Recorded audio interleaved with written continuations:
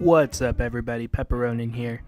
So I've been seeing a lot of misinformation getting put out there in regards to historical events, specifically America's role in them, as well as what a lot of previous military conflicts were even about in the first place. As pretty much the only honest person on the internet right now, I figured I would just clear some of this up. Think of this as a PSA, but don't expect my typical carefree attitude and friendly demeanor in this video. I am an internet warrior and I am going to frick your face with the real facts, and if you don't like it, you can go right to heck. I am not your friend in this video. I'm your drunk uncle who's gonna kick your ass because I've had too much to drink and I'm being brutally honest with what I think of you right now.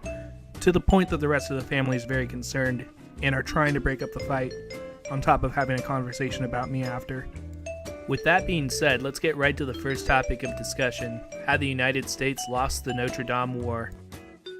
I want to set the tone for you. It's 1972, marijuana was just discovered, the Beatles were assimilated, sex and colors also had just been invented. It was a crazy time to be alive in general. Just look at this guy.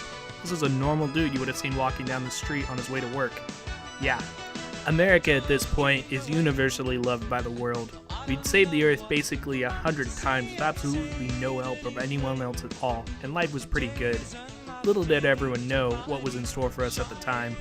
Still recovering from their defeat during World War II, the Minion population was experiencing a resurgence. They put all their chips on the table helping out the Axis powers and experienced heavy losses as a result. Minions in general still held a grudge against the US for the monumental ass-whooping they were given, but they needed to do something different this time.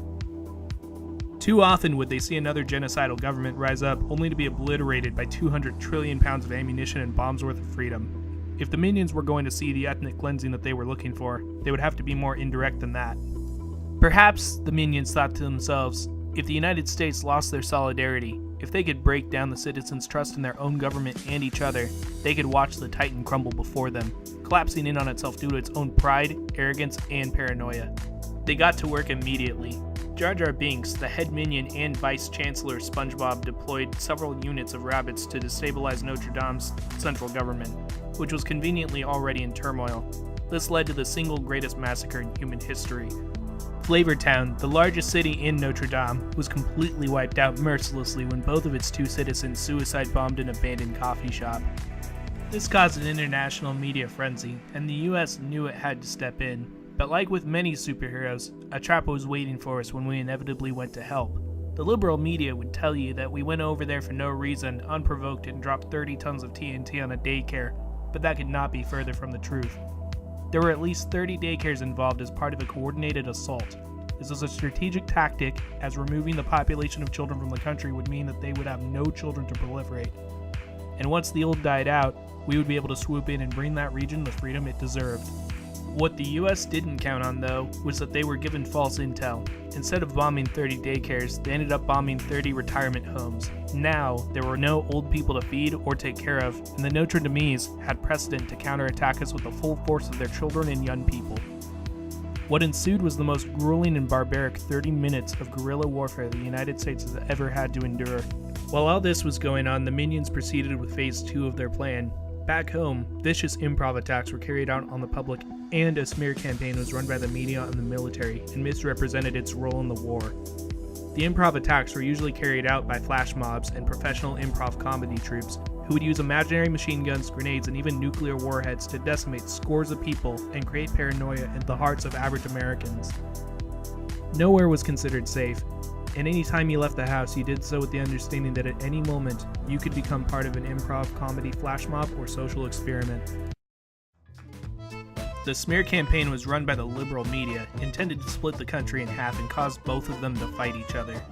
They lied and said the US was actually wiping out children in Notre Dame, when we all know it was only old people. The country immediately split in half. One half was full of righteous supporters of our great military, and the other half was full of libtard traitors. This is exactly what the Minions wanted, and the split is still seen today.